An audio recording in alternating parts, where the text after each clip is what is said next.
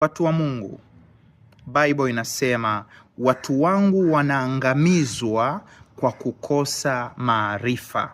Ukikosa maarifa utaangamizwa kwenye haya makanisa.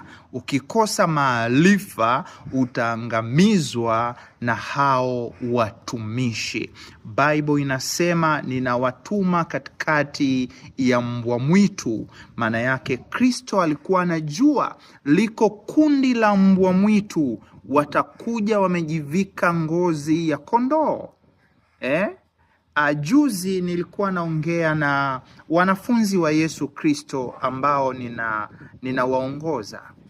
Nikawauliza, sasa hivi barabarani hatuoni mabango ya waganga wa kienyeji. Hatuoni mganga kutoka Kigoma, kutoka Mwanza, kutoka Sumbawanga.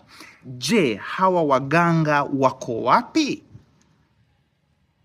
Sasa hivi wako wapi wanaotibu nguvu za kiume? Wako wapi wanaotibu utajiri? Wako wapi wanaoita kusafisha nyota? Sasa hivi wasafisha nyota na watoa utajiri wote wako makanisani.